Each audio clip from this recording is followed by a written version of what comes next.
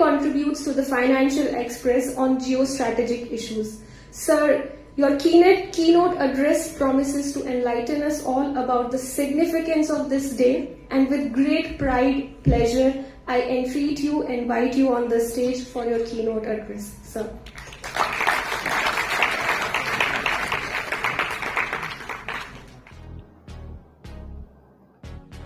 मेरा नाम आकांक्षा है। मैं नरवाना से बिलोंग करती हूँ और मैंने अपना visa vision international educational consultancy इनमें अप्लाई किया था और इनकी सर्विस बहुत ही ज़्यादा फास्ट है। मैंने जीन सेंटर से अपना यूके का वीज़ा प्राप्त किया है in MSc management course in BPP university and I feel very happy in this centre and मैं बोलती हूँ कि बहुत ही अच्छा सेंटर है, हर किसी को एक बार विजिट जरूर करना चाहिए। विजन इंटरनेशनल ने मुझे जो गिफ्ट दिया है मैं बहुत ही खुश हूँ और ये आने वाले 50 स्टूडेंट को मिलेगा। मेरी तरफ से उनको भी बहुत बहुत बधाई, उनको भी गिफ्ट मिलेगा। नमस्कार। सबसे पहले जो बहुत लंबी सी इंट्रोडक्शन मेरी पढ़ी गई, उससे आपको ये नहीं लगना चाहिए कि मैंने जिंदगी में बहुत कुछ किया है। उससे आपको ये पता चलना चाहिए कि मैं बहुत बूढ़ा हूं और इतने सालों में तो कोई ना कोई कुछ ना कुछ कर ही लेता है। सबसे पहले मैं यहाँ पे जो शहीदों के परिवार उपस्थित हैं, मैं उनका अभिनंदन करता हूं। जो बलिदान उन्होंने किया, जो उनके पति ने या उनके बेटे ने और बाकी लोगों ने किया, उसका हम में से कोई अंदाजा नहीं लगा सकता। दूसरा, मैं यूनिवर्सिटी को बहुत बहुत धन्यवाद देता हूं यहां बुलाने के लिए, और सबसे बढ़ के इस वक्त आप सबका जो यहां पर बैठे हैं मेरे जैसे लोगों को सुनने के लिए। तो 50 साल पहले मैं आपकी जगह बैठा था और जब कोई बोलने आता था बाहर से तो मेरे दिल में एक ख्याल सबसे पहले आता था, ये कितनी देर बोलेगा ताकि इसके बाद जाकर फिर हम अपना खाना खा सकें। तो वो मैं आपको सीक्रेट शुरू में बता देता हूं, 15 मिनट। और इस 15 मिनट में हम कारगिल की बात करेंगे, मैं आपको कुछ कहानियां सुनाऊंगा, लेकिन उन सब कहानियों में से आपके लिए, यानी जो आप मेरे सामने बैठे हो, आपके लिए क्या सबक है जिंदगी का, उसकी हम बात करेंगे। नेक्स्ट। अब हम सब जीवन में सफल होना चाहते हैं। मैं ऐसा कोई व्यक्ति नहीं जानता, कोई बच्चा नहीं जानता जो सुबह उठ के बिस्तर पे बोलता है, हे प्रभु मुझे असफल कर देना। और जब मैं 15-16 साल का था, सब बच्चों की तरह मैं भी सफल बनना चाहता था। वो सफलता क्या है, मैं क्या बनूंगा, उसका मेरे को पूरा अंदाजा नहीं था और मुझे पूरा यकीन है कि शायद आपको भी अंदाजा नहीं होगा।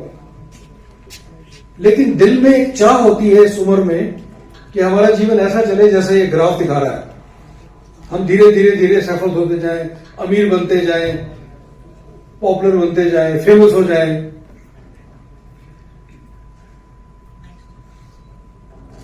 लेकिन अगर हम बिल्कुल सक्सेसफुल नहीं होते तो कम से कम ये दिल में ख्याल जरूर आता है कि चलो जिंदगी में उतार चढ़ाव होता है, लेकिन आखिर में हम सक्सेसफुल होंगे। ये हमारी होप है, ये आप सबकी होप है। मैं आपको कारगिल युद्ध से और भारतीय सेना से पहला लेसन देना चाहता हूं, hope is not a plan. खाली हम सपने लेकर अपनी जिंदगी को आगे नहीं बढ़ा सकते। सपना खाली सपना है, हम खाली सोचते रहे मैं ये बनूंगा, मैं वो बनूंगा, उससे नहीं होगा। उसके लिए हमें पक्का एक योजना चाहिए। अगर मान लीजिए भारतीय सेना ये सोचती कि हम उम्मीद करते हैं किसी दिन हम पाकिस्तान को हरा देंगे, तो हम नहीं कर पाते। तो पहली चीज, आप सपने देखिए, आगे बढ़ने की सोचिए, लेकिन ये याद रखिए कि बिना काम के, बिना सैक्रिफाइस के, बिना एक योजना के आप आगे नहीं बढ़ोगे। और दूसरी चीज आप ये देखिए, ये सेना से आप सीख सकते हैं। हमें से बहुत से लोग हैं जो कहते हैं चलो ठीक है, फेल तो नहीं हुए ना, नंबर आ गए, ठीक ठीक नंबर आ गए, काम चल जाएगा। आजकल की दुनिया में काम नहीं चलेगा। और सेना से आप क्या सीख सकते हैं? आप ये सोचिए कि अगर किसी भी युद्ध में सेना सेकंड भी आ जाए तो क्या होगा? अगर हम कारगिल में सेकंड आ जाते तो आज हम यहां खड़े होकर बात ही नहीं कर रहे होते। अगर मैं टेररिस्ट से सेकंड आ जाता, जब कारगिल युद्ध हुआ तो मैं एक एंटी टेररिस्ट बटालियन का सीईओ था, हमने 45 मिलिटेंट मारे। अगर हम उस किसी मिलिटेंट से सेकंड आगे होते तो मैं यहां आज नहीं होता। तो जीवन में हर आदमी फर्स्ट नहीं आ सकता, लेकिन आपका एम ये होना चाहिए कि being good enough is not good enough, you have to do better. सबसे पहले मैं बहुत संक्षिप्त में बात करूंगा कारगिल की, क्योंकि आप में से कारगिल के समय कोई भी नहीं था, तो आपने खाली इसका इतिहास ही पढ़ा है। ये जो आप नक्शा देख रहे हो, ये है भारत के नॉर्थ का, जम्मू कश्मीर का। जो हरे रंग में आप इलाका देख रहे हो वो है जो पाकिस्तान के कब्जे में है आज है, जिसको हम छुड़ाएंगे, जिसको हम पाकिस्तान ऑक्युपाइड कश्मीर बोलते हैं। और ऊपर जो आप लाल रंग में देख रहे हो, अक्साई चीन का इलाका और शख्स का जंग का इलाका, वो इलाका है जो चाइना के कब्जे में है। बाकी जो कश्मीर है वो अभी भारत के पास है और हमारा रहेगा। इस सब के बीच में शायद आप पढ़ नहीं पाओगे, एक छोटा सा डॉट है जिसपे लिखा है कारगिल, जो भारत और पाकिस्तान के बीच में जो लाइन ऑफ कंट्रोल है उसके ऊपर स्थित है। ये लड़ाई उस इलाके की है। नेक्स्ट, अब इस नक्शे को देखिए, इसके बारे में कैप्टन सांगवा ने आपको कुछ बताया। जो लाल रंग की रेखा मैंने बनाई है, ये वो सड़क है जो श्रीनगर से ले जाती है, और जो लाइन ऑफ कंट्रोल है वो भी इसके साथ साथ ही चलती है, करीब 160 किलोमीटर का इलाका। अभी जो लाइन ऑफ कंट्रोल है, इस पे जो हमारी बॉर्डर पे पोस्ट थी वो बड़ी ऊंची पहाड़ियों पे है, 5000 से लेके 5800 मीटर ऊंची। वो इलाका इतना कठिन है कि वहां पे 5-6 कदम चलने के बाद भी सांस फूल जाता है। तो बहुत सालों से ये एक नियम बना हुआ था कि सर्दियों के दौरान हम अपनी पोस्ट को खाली करके नीचे आ जाते थे और पाकिस्तानी भी अपनी पोस्ट छोड़कर वापस चले जाते थे, क्योंकि सर्दियों के दौरान इतनी बर्फ में और इतने माइनस टेम्परेचर में वहां रहना थोड़ा असंभव तो नहीं, लेकिन बहुत कठिन था।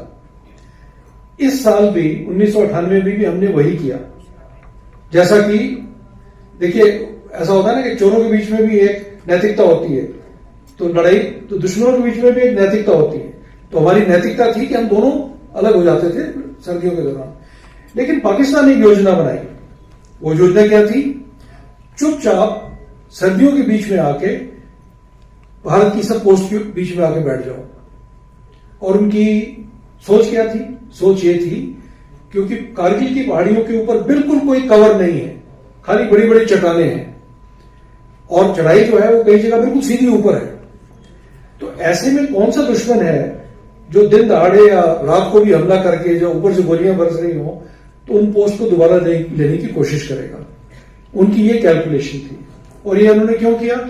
उन्होंने इसलिए किया क्योंकि 1999 में जब मैं कश्मीर में सीईओ था, मुझे याद है कि हमने बहुत हद तक टेररिस्ट के ऊपर काबू पा लिया था। तो उनका मोराल ऊंचा करने के लिए उन्होंने ये लड़ाई की।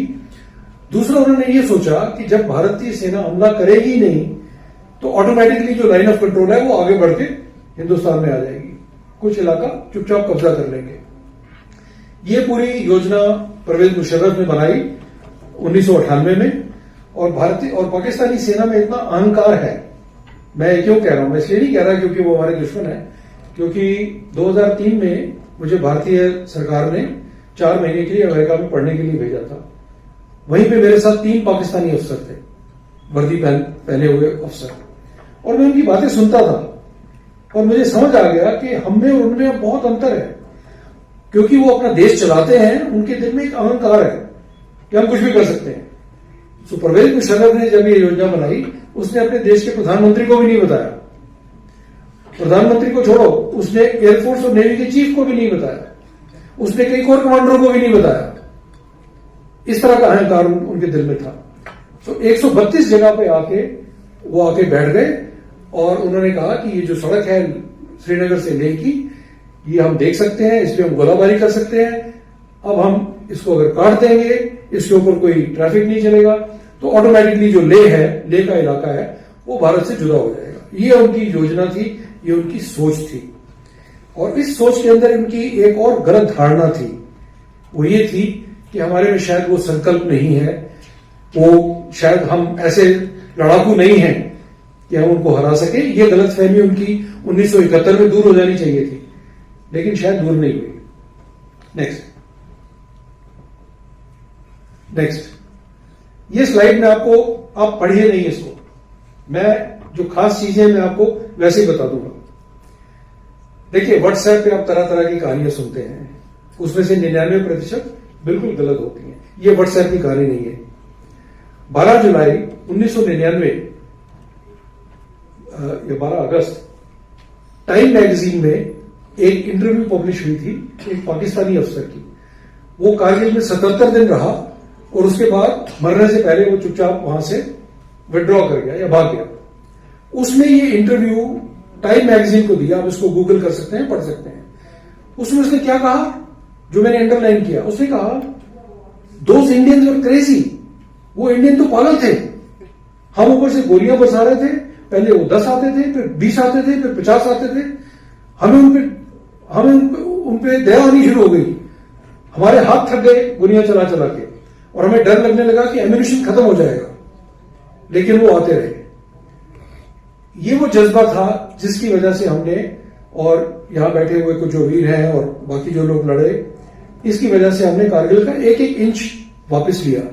हालांकि इसको करने में हमें 523 के करीब शहीद हुए, 1300 से ऊपर लोग जख्मी हुए, और पाकिस्तान के में बहुत लोग मारे, उसकी मुझे चिंता नहीं है। अब ये मैं आपको क्यों दिखा रहा हूं, ये मैं आपको इसलिए दिखा रहा हूं क्योंकि हम इस मिट्टी के बने हुए हैं। और ये हम कौन हैं? ये आप हैं, ये मैं हूं, ये भारतीय हैं। वो समय समाप्त हो चुका है जब हम अमेरिका की तरफ देखें, रूस की तरफ देखें, विदेशों की तरफ देखें और सोचें पता नहीं हमें कोई कमजोरी है। हम ये लोग हैं जो आप इस स्लाइड पे देख रहे हो। नेक्स्ट, ये कहानी मैं आपको 2 कहानियां सुनाऊंगा अभी। एक ही कहानी है लोन हिल की।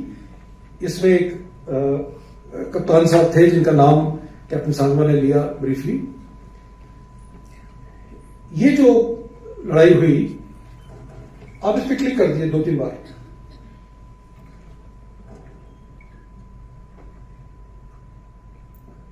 और एक और, बस।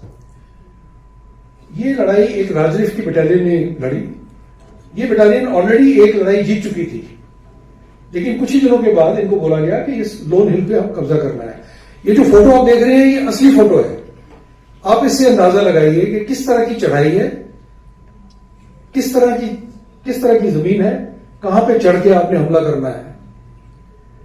सो लोन हिल पे जब हमला हुआ तो उस कंपनी कमांडर का नाम था मेजर मोहित सक्सेना, और ये पूरी कहानी मैंने उन्हीं की जबानी सुनी है।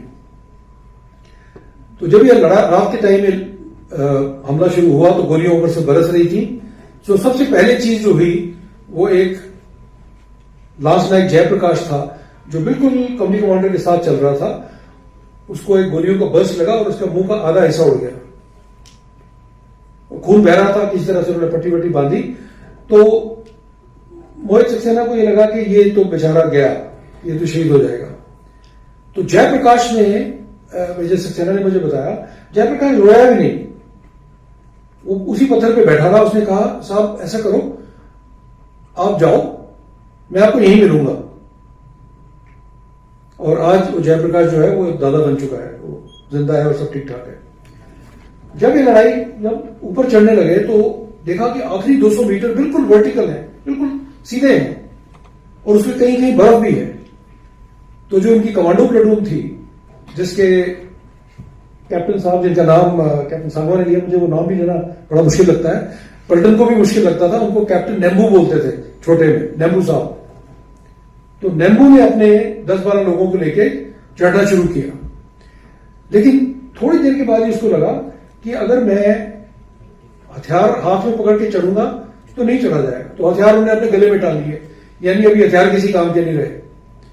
फिर भी चढ़ाई मुश्किल थी, तो नेम्बू ने क्या किया, अपने जूते उतार के फेंक दिए और नंगे पैर फंसा के चढ़ना शुरू किया।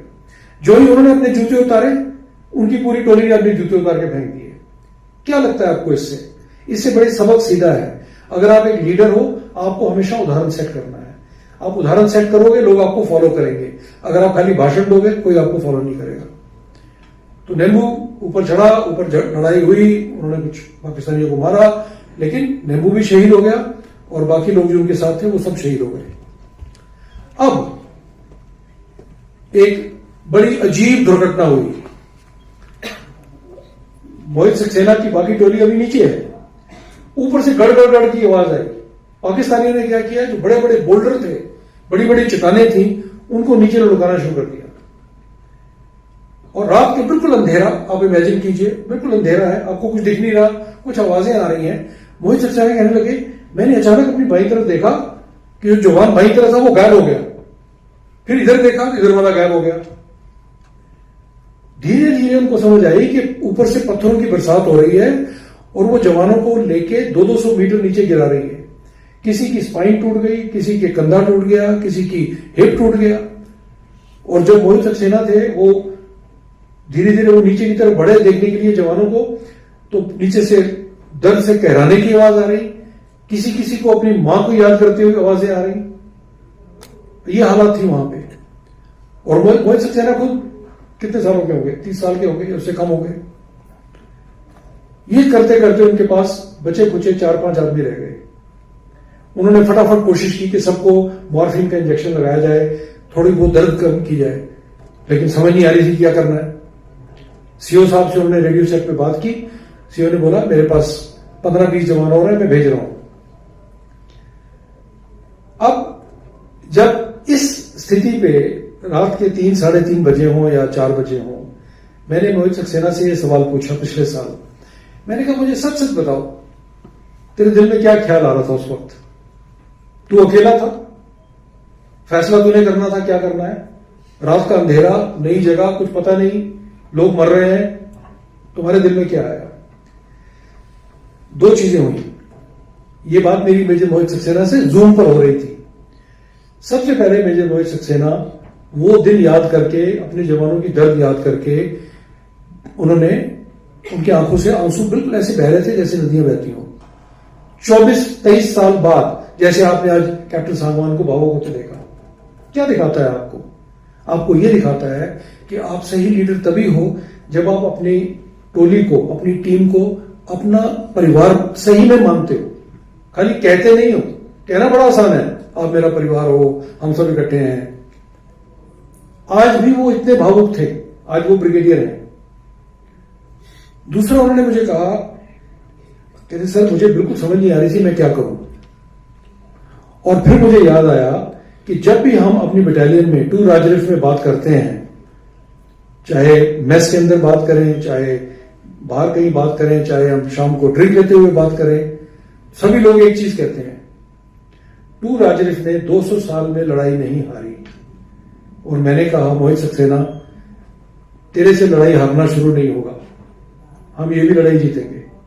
ये बचे खुचे आदमी ऊपर गए, सब पाकिस्तानियों को मारा और लोन हिल पे कब्जा किया। ये जो जज्बा है आपको क्या दिखाता है? ये जज्बा आपको दिखाता है कि जो आपके पूर्वजों ने किया, जो कहानियां आप सुनते हो, आपको उस पर बिल्ड करना है। वो कहानियां नहीं है खाली। और चाहे कितनी भी मुश्किल हो, आपको अपने एम को, ध्येय को याद रखना है। नेक्स्ट।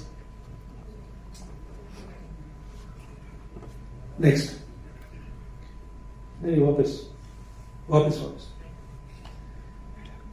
मेरी दूसरी और आखिरी कारगिल की कहानी, इसके बाद मैं आपको एक और अच्छी से बताऊंगा, वो ये है,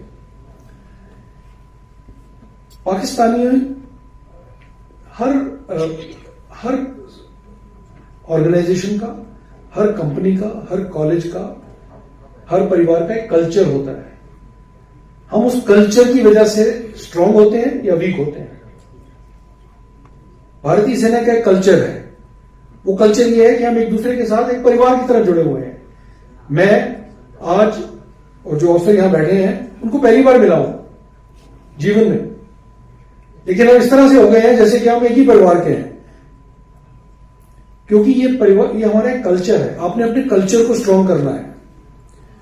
और पाकिस्तानी सेना का क्या कल्चर था, उन्होंने उनके जो लोग मारे गए उनको लेने से भी इनकार कर दिया। कई केस में उन्होंने कहा कि ये तो हमारे बंदे ही नहीं है, ये तो मिलिटेंट हैं। सच्चाई ये थी कि वो नॉर्दर्न लाइट इन्फेंट्री की 4 से 7 बटालियन थी और उसके अलावा उनके पैरा कमांडो, जिसको एसएससी बोलते हैं, उनके जवान थे।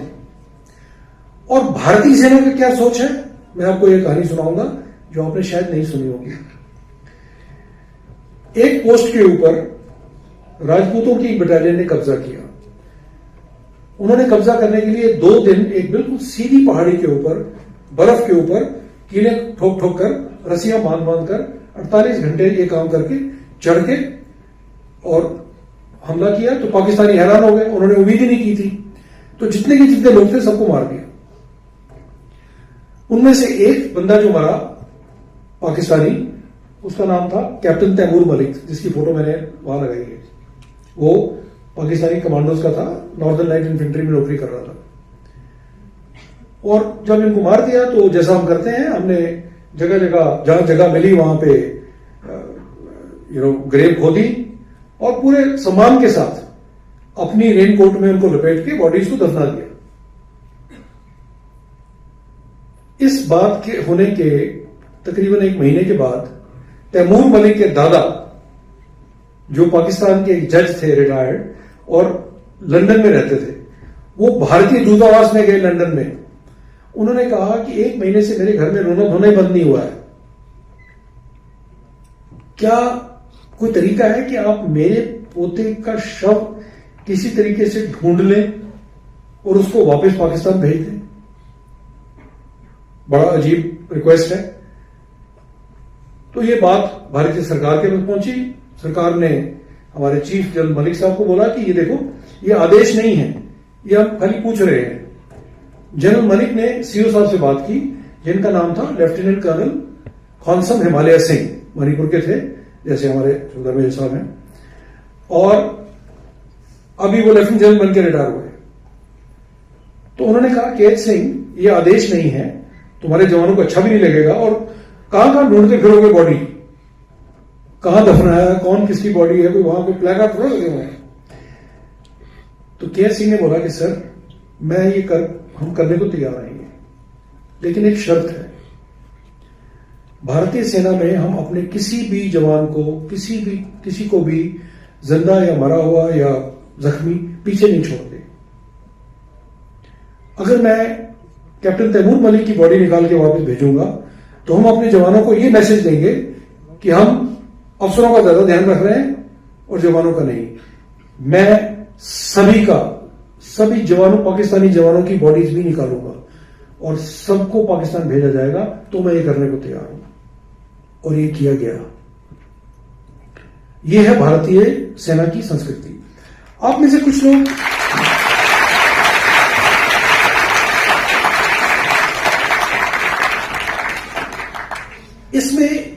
इस कहानी में का एक और लेसन है। अगर आप सोशल मीडिया पे पढ़ते हो, व्हाट्सएप पढ़ते हो, ट्विटर पे पढ़ते हो, ट्विटर पे बहुत बहादुर लोग आजकल हैं जो अकेले ही पाकिस्तान पे हमला करने के लिए तैयार है। ठीक है, उनको बोलो तो उन्होंने होमवर्क किया कि नहीं किया, उनको मालूम नहीं। मैं ये चीज पढ़ता हूं कई बार कि ये क्या तरीका है, हम सॉफ्ट हैं, पाकिस्तानी को, हमारे सौरभ कालिया को उन्होंने जिंदा काट दिया, हम देखो क्या काम करते हैं ऐसे, हम कमजोर हैं। हम कमजोर नहीं हैं, ये ताकत की निशानी है। सभ्यता एक ताकत की निशानी है। और एक चीज याद रखिए, हमें उन जैसा नहीं बनना है। इसकी तरफ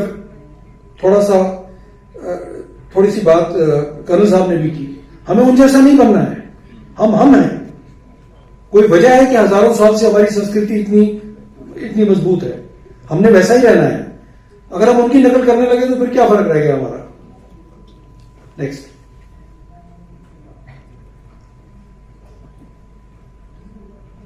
रुक जाइए, बोलूंगा तब करिए। ओके, अब आप ये कह सकते हैं मेरे को कि ये बहुत अच्छी कहानियां हैं जो कैप्टन साहब ने खास करके सुनाई, बहुत कमाल की थी। मैं भी सुन के आई वॉज ऑल्सो मूव्ड। लेकिन इसका हमसे क्या लेना देना है?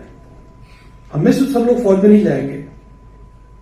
इन कहानियों से हम क्या सीख सकते हैं? जींद में तो ऐसा कुछ नहीं होता, कोई गोली नहीं चलती, कोई पहाड़ी नहीं है चढ़ने के लिए। ये सवाल मेरे से पहली बार IIM अहमदाबाद में एक लड़की ने पूछा जब मैं पहली बार वहां लेक्चर देने गया। उसने कहा कि सर ये बताइए, हम सब में और फौजियों में क्या अंतर है? ये क्या वजह है कि आप लोगों को ना बोनस मिलता है साल के लास्ट में, कोई बोनस सिस्टम नहीं है, कोई गोली खाने के लिए ज्यादा पैसे नहीं मिलते? क्या वजह है कि आप ये सब करने को तैयार हो? मैं ये सवाल अभी हर बार लोगों से पूछता हूं। अभी तो उन्होंने मेरी स्लाइड दिखा दी तो मैं आपसे नहीं पूछूंगा। मैं हर बार ये पूछता हूं कि क्या अंतर है? वो लोग जो फौज जाना चाहते हैं और जो नहीं जाते, उनमें क्या अंतर है? उसका करेक्ट आंसर है उसमें कोई अंतर नहीं है, बिल्कुल अंतर नहीं है। उसका मैं अभी प्रूफ दूंगा आपको 2 मिनट में। हम उसी मिट्टी के बने हैं, उन्हीं शहरों से आते हैं, उन्हीं छोटे गांवों से आते हैं। क्या अंतर है कैप्टन सांगवान में, कर्नल साहब में, मुझ में, पवन में, आशीष में? क्या अंतर है आप लोगों से? वही हमारी पेरेंटिंग है, वही हमारी एजुकेशन है, वही हमारी फाइनेंशियल प्रॉब्लम्स है, वही सब कुछ है। ये जो जादू होता है ना बदलने का, ये फौज के ज्वाइन करने के बाद होता है। और वो जादू क्या है? फौज हमारा सोच का तरीका बदल देती है। ये आपके हाथ में है, अपनी सोच बदलना आपके हाथ में है। आप सब में कैप्टन नेम्बो है, आप सब में पवन कुमार है, आप सब में आशीष है, आप सब में वो लोग हैं जो कहानी आप सुन चुके हो। लेकिन आपको अपनी सोच बदलनी है।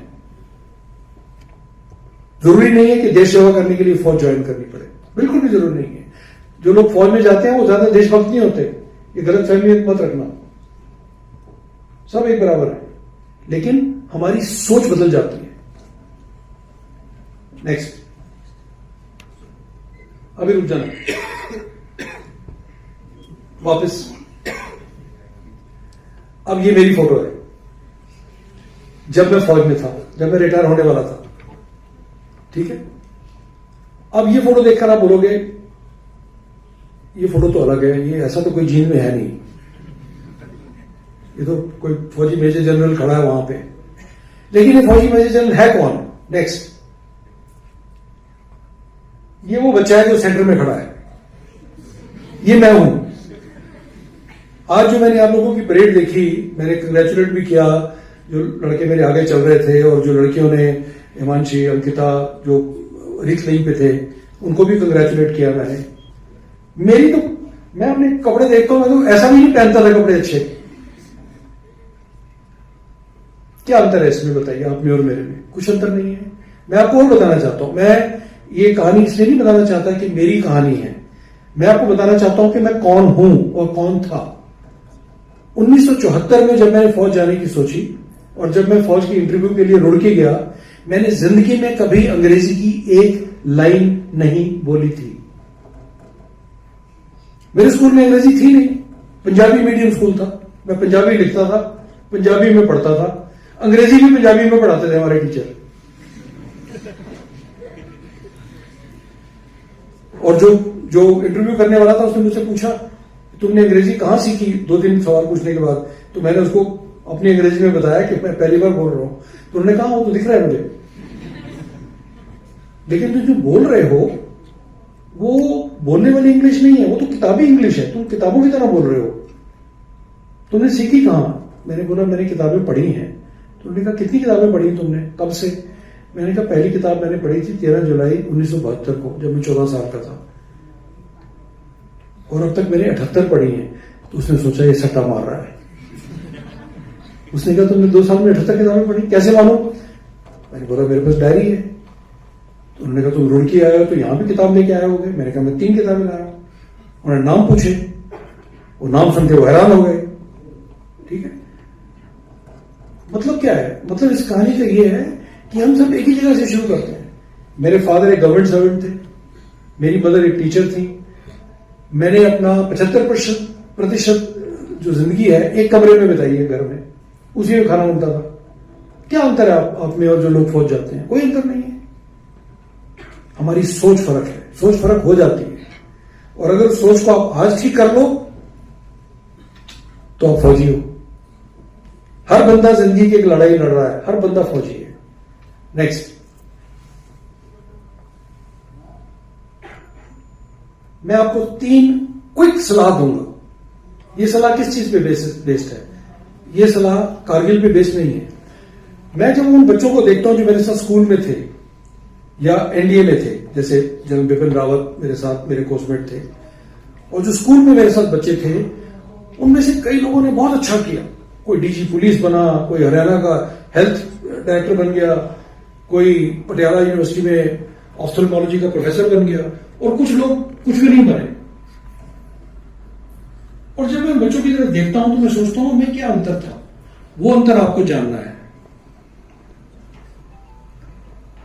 बाय द वे, स्कूल में जब मैं स्कूल की क्रिकेट की बी टीम में था तो मेरे साथ एक बड़ा मशहूर आदमी था जिसका नाम आपने सुना होगा, कपिल देव।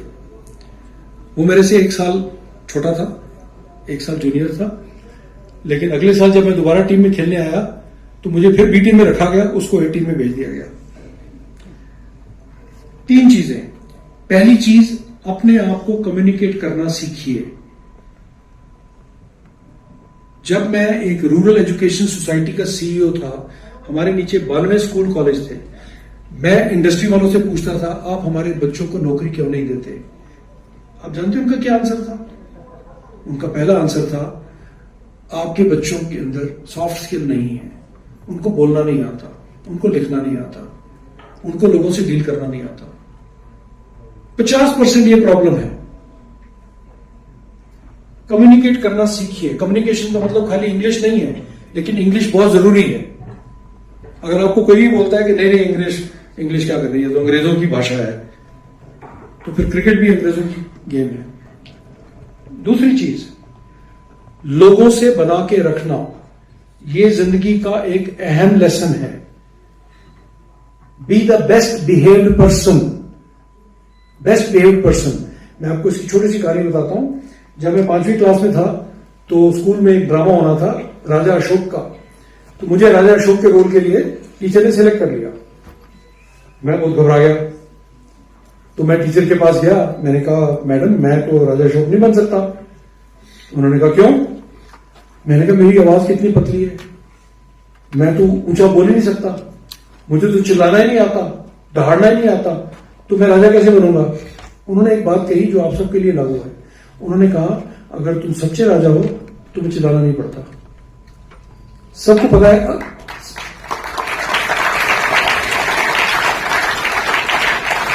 सबको पता है असली राजा कौन है।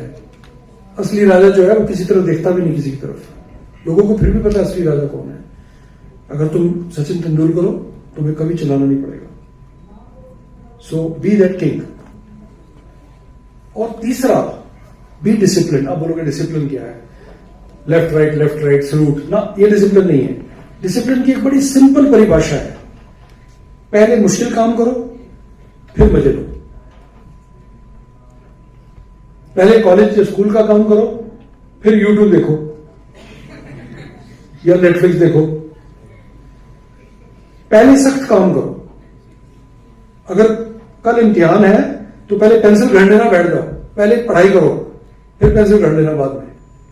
मुश्किल काम पहले जो बच्चा करता है और आसान काम बाद में करता है, 100% जीतता है। ये डिसिप्लिन है। नेक्स्ट, मेरी आखिरी कहानी। मैं उम्मीद करता हूं कि आप जानते हैं ये कौन है। ये भारत के फील्ड मार्शल सैम मैनेकशॉ है। और ये कहानी मैं आपको क्यों सुना रहा हूं? ये कहानी मैं इसलिए सुना रहा हूं क्योंकि आप सबके जीवन में बहुत ऐसे मौके आएंगे जब आपको डर लगेगा। पता नहीं क्या होने वाला है, पता नहीं मैं पास होऊंगा कि नहीं होऊंगा, पता नहीं मेरी नौकरी लगेगी नहीं लगेगी, पता नहीं ये होगा कि नहीं होगा। कई बार आपको डर लगेगा। पहली चीज आप ये याद रखना, सबको डर लगता है 100%। मेरे को कोई फौजी नहीं मिला आज तक जिसको डर न लगा हो। सब डरते हैं, लेकिन डर का एक इलाज है। वो इलाज हमें फील्ड मार्शल मैनिक शाह ने सिखाया। फील्ड मार्शल मैनिक शाह जब मेजर थे तो ये बर्मा के जंगल में थे, वहां पे जब सेकेंड वर्ल्ड वॉर चल रही थी, और ये एक सिखों की कंपनी के कंपनी कमांडर थे। इनकी कंपनी में एक बड़ा लंबा तगड़ा सिख जवान था, उसका नाम था सोहन सिंह। सोहन सिंह 6 फुट 4 इंच लंबा था, लेकिन मैनिक शाह के शब्दों में था बदमाश। तो मैनिक शाह ने लिख दिया कि इसकी प्रमोशन नहीं होगी। प्रमोशन नहीं हुई।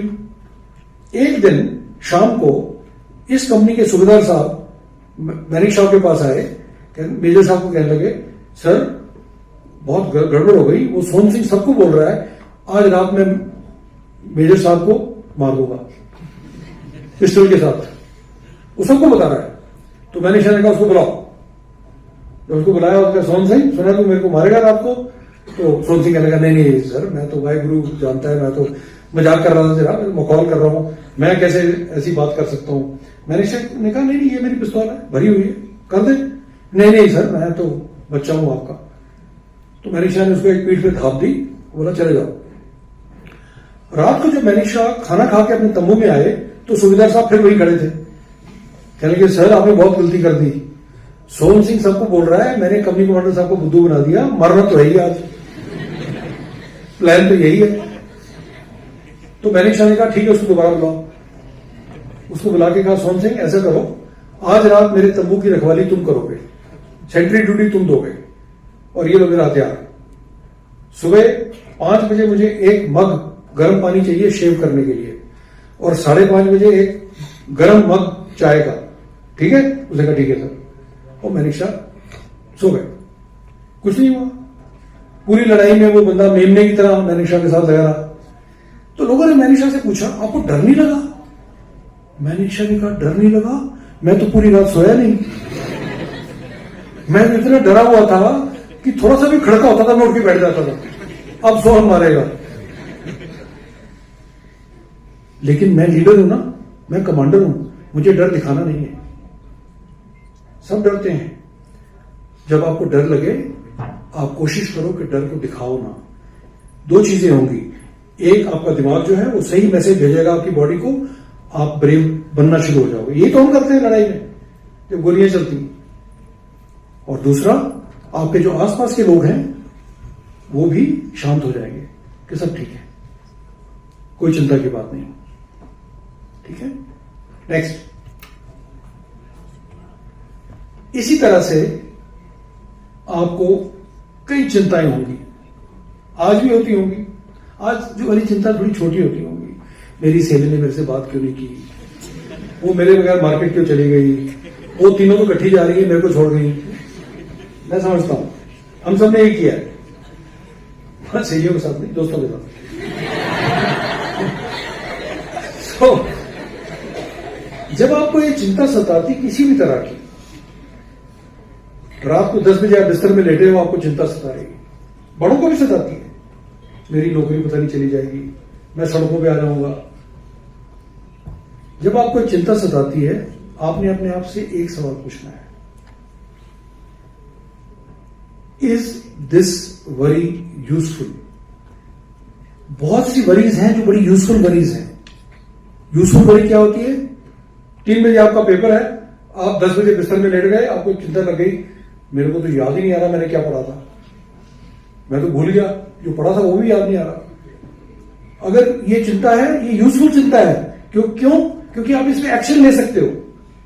बिस्तर से उछलो, उछल के किताब खोलो, जो ही पेज नंबर 54 पे पहुंचोगे सब याद आ जाएगा, हाँ ये पढ़ा हुआ है। जिस चिंता पे आप एक्शन ले सकते हो, वो चिंता यूजफुल चिंता है। जिंदगी कठिन होती है, कठिन होगी पूरी जिंदगी, चिंता आएंगी, पर जो चिंता का आप कुछ कर ही नहीं सकते, 3 साल के बाद पता नहीं क्या होगा, वो अगर मैंने उसको विश किया, उसने मेरी तरफ देखा नहीं, पता नहीं इसका क्या मतलब है, यूजलेस। ऐसी चिंता को खिड़की खोलो, बाहर फेंक दो। Is this very useful? Next, आखिरी, इससे पहले कि मैं आपको धन्यवाद कहूं, मैं आपसे एक सवाल पूछना चाहता हूं, जो शेर है उसको हम जंगल का राजा मानते हैं, और जंगल में इलेक्शन तो कभी हुए नहीं, कोई नॉमिनेशन भी नहीं हुई, कोई सिलेक्शन भी नहीं हुई, कोई यूपीएससी भी नहीं होता, तो इसको शेर ने कोई जंगल का राजा बनाया किसने? कोई जवाब दे सकता है? सर वो अपने आप को खुद ही मानता है कि मैं शेर हूँ, राजा हूँ। आपका नाम क्या है? कार्तिक। हाँ, कार्तिक। Kartik, correct answer.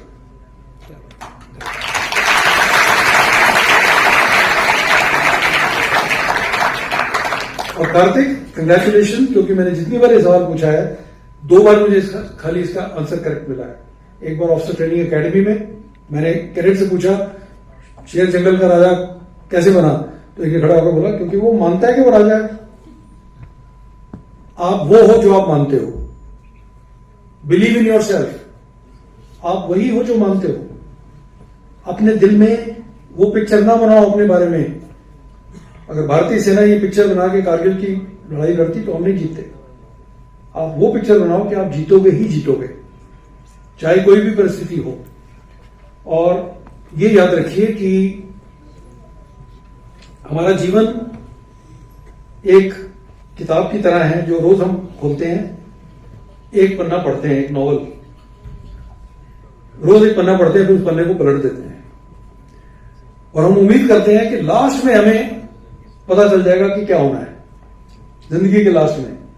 ना, जिंदगी के लास्ट में आपको कुछ नहीं पता। जिंदगी के नॉवल के लास्ट में हीरो मर जाता है तो वो कुछ नहीं पता चलना आपको।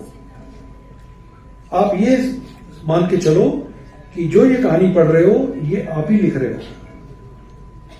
जो पिक्चर बन रही है आपकी जिंदगी की, आप ही हीरो हो, आप ही हीरोइन हो, आप ही डायरेक्टर हो, आप ही प्रोड्यूसर हो, और आप में से कुछ लोग आप ही विलन हो। So believe in your self, right the good script. Thank you very much and जय हिंद।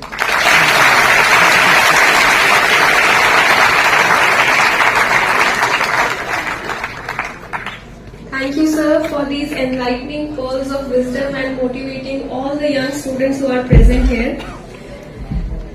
मेरी नस नस तार कर दो और बना दो एक सितार, मेरी नस नस तार कर दो और बना दो एक सितार, राग भारत मुझ पे छेड़ो झनझनाओ बार बार, सिलसिला ये बाद मेरे यूं ही चलना चाहिए, मैं रहूं या ना रहूं भारत ये रहना चाहिए, भारत ये रहना चाहिए। देश के वीर जवानों को नमन करते हुए विश्वविद्यालय के संगीत विभाग के तत्वाधान में हम आपके समक्ष कुछ सांस्कृतिक प्रस्तुतियां पेश करने वाले हैं। उससे पहले मैं मंच पर धर्मवीर, लोगों को पता तो लगना चाहिए असल बात क्या है।